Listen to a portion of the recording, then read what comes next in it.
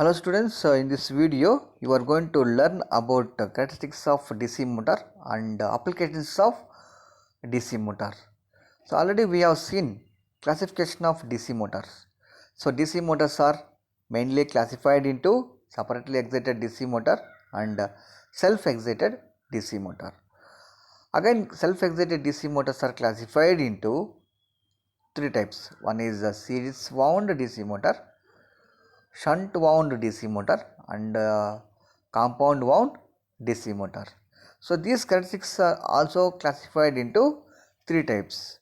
One is torque versus armature current, speed versus armature current and speed versus torque.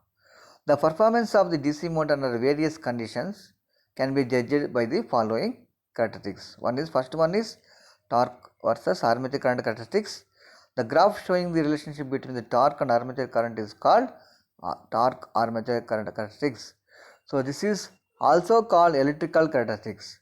This is also called electrical characteristics. And second one is speed. The speed versus armature current, N versus Ia. The graph showing the relationship between speed and armature current characteristics. So this is also called mechanical characteristics. This is also called electrical characteristics only. Speed versus Ia. Coming to the last one, speed versus torque characteristics, N versus T. The third one, the graph showing the relationship between speed and torque of the motor is called speed torque characteristics of the motor. So this is also called mechanical characteristics. So we have these three characteristics for series wound, shunt wound and compound wound DC motor. So first we will discuss DC shunt motor characteristics. Shunt motor. So first one is torque versus Ia. So since torque is proportional to pi into Ia, so in DC shunt motor pi is constant, so that torque is proportional to Ia. So when Ia is increased, torque will be increased. That's what. So this one is x-axis we have taken Ia, y-axis we have taken torque. So this will be linear. Ia increases, torque will be increases. Next, coming to the back EMF. Back EMF is proportional to pi into N, right? So here N is proportional to EB by pi. EB is equal to V minus Ia Ra by pi. EB is equal to V minus Ia Ra by pi. So when Ia increases, x-axis we have considered Ia, second graph shown speed versus Ia. Ia increases, the speed will be decreased. Since so here Ia increases, the speed will be decreased. That's what. Right? Now torque increases, Ia will be increased and N will be decreased. Now third one is speed versus torque characteristics. So using these two relations, torque proportional to Ia, speed proportional to V minus Ia Ra by pi. So when Ia increases, torque will be increased. Or torque increases, Ia will increase. Then speed will be reduced. So these are the shunt motor characteristics. And we will move to the next type of DC motor, series motor. So similarly here also torque is proportional to pi into Ia. In DC motor pi is proportional to Ia, that's what torque is proportional to Ia square. When Ia increases, torque also will increase. Square. So torque is Ia is 2 means torque will be 4. So it will be parabolic. And EB, we know that EB is proportional to here in this what we can write, torque is proportional to Ia square, then speed is proportional to V minus Ia Ra by pi. So pi is proportional to Ia. So in series motor pi is proportional to Ia, so divided by Ia, right?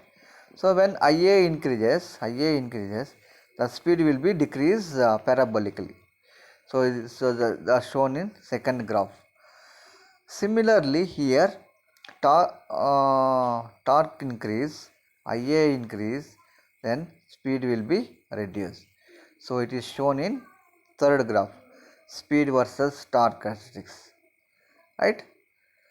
So this is about characteristics for DC series motor. You have to explain these three relations.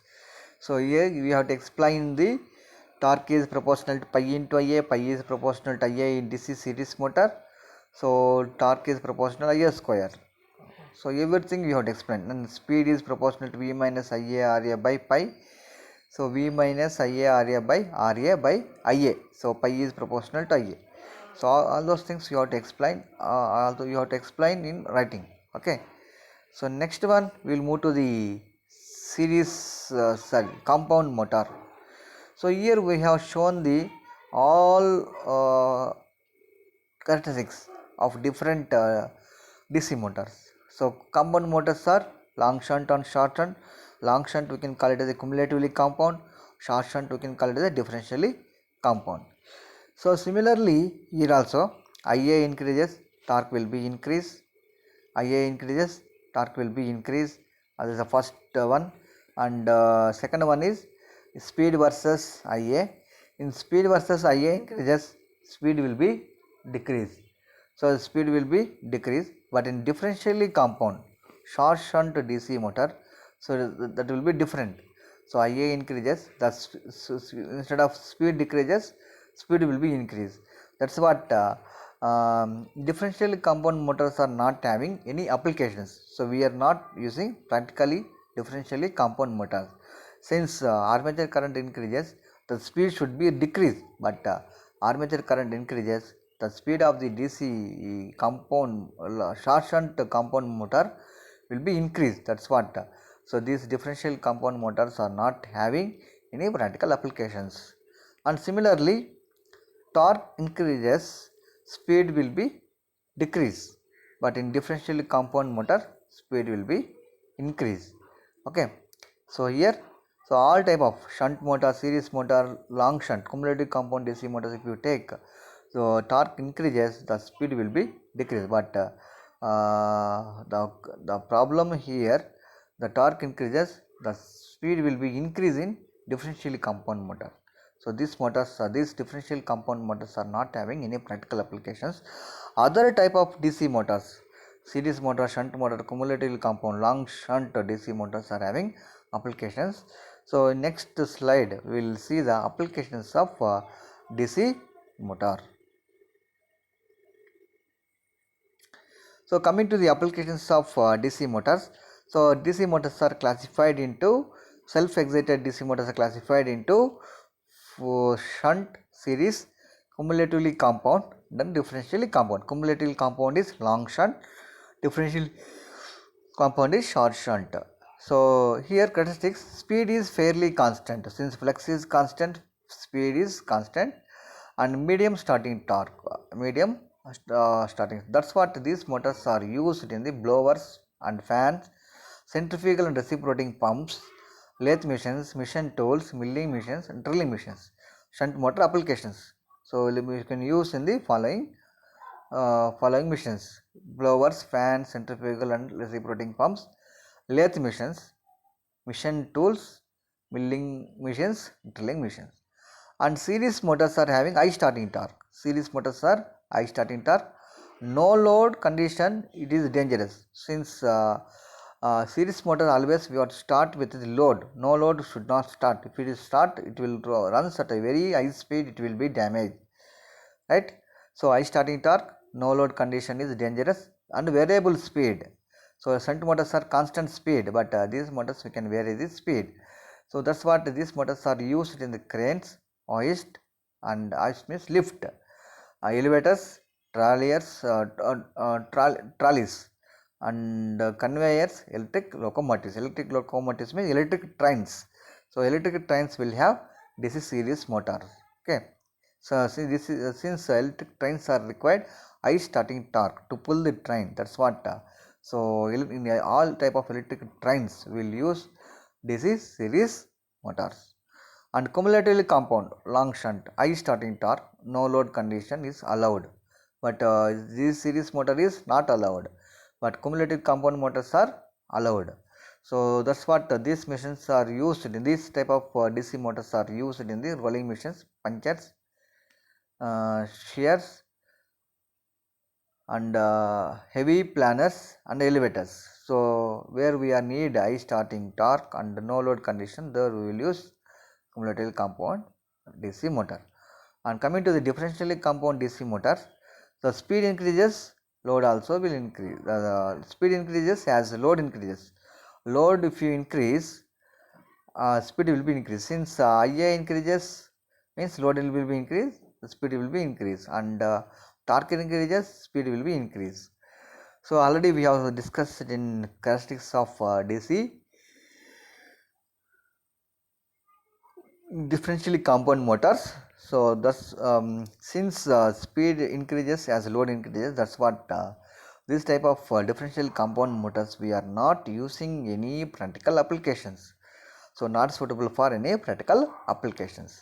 So this is about characteristics and applications of DC motors. In next video we will see about the speed control of DC motors. So speed control methods for DC motors we will discuss in next video. Thank you everyone.